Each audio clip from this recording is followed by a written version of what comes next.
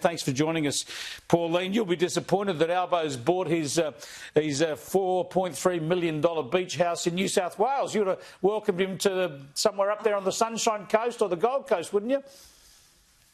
Chris, I was just absolutely furious when I heard this, and especially when he said, well, look, my mother, and he brings out the crocodile tears about his background, grew up in a housing commission, but then to say, well, his mother is for 65 years in the same house that she was actually born in, so it couldn't have been that bad in a housing commission house whatsoever. So I'm sick of the crocodile tears and his background and poor conditions of how he lived and all the rest of it. You know, it's a slap in the face to those Australians out there who are doing it tough. Families living in their houses, in their vans, under the bridges, in tents, in parks, everywhere else.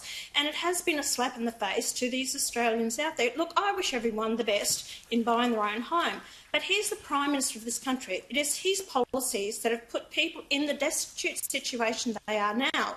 The high immigration as well, and they said at 517,000 it was unsustainable. We'll have to cut back on immigration. They've done absolutely nothing about it. It's still at the same numbers to this day.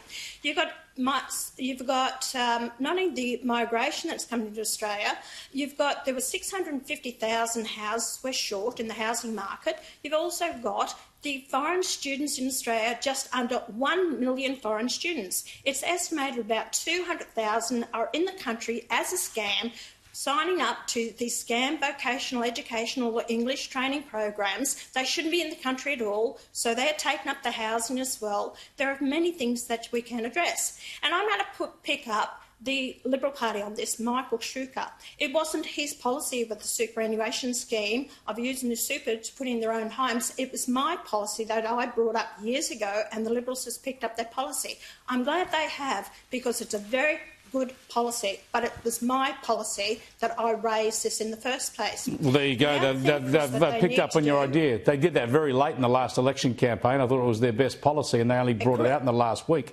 But we want to see more of that. I just want you to follow up on immigration, because Dick Smith again has spoken about this. You know, he's a great Australian, Dick Smith, and he's been on this for a long while. He just says, and he's right, that our current rates of immigration are unsustainable. But incredibly, even the Labor government has admitted that it's too many and they need to cut it back, but they don't seem to be able to do that. They say one thing and yet immigration is still running out of control.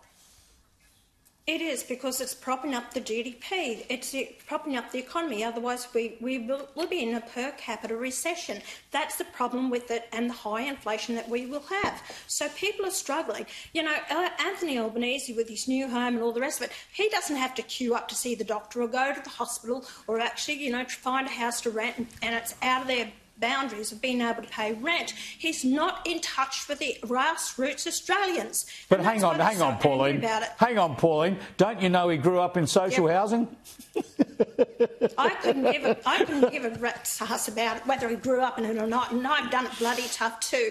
You know, with 2 kids as a single mother at 21 years of age, so I can, you know, boo-ha about my past and all the rest of it. But we are now members of Parliament. We are leaders of this nation. People aren't interested in my past. They're interested in what I intend to do for them now. Those people are struggling and doing it tough out there. And so, like I said, you know, bring out the policies and the answers to it, that we need to address the problems that we have in a country. High immigration, cut back on foreign ownership of our housing, do not allow it. That's another policy that the Liberal Party picked up of mine, to stop foreign ownership of our housing. But they only want to do it for 2 years. I want to do it for the longer term. And there's so many things that we can do with it, Chris. And if the government's and the Greens' answer is going to introduce, you know, negative gearing and, you know, the capital more taxes on housing. That's the opposite. It won't work. It won't work. Yeah, we've been down that route before. I was going to get your thoughts on the state election, but we're out of time. Queensland on the Queensland election, we're out of time, Pauline, and I'll catch you on that next week.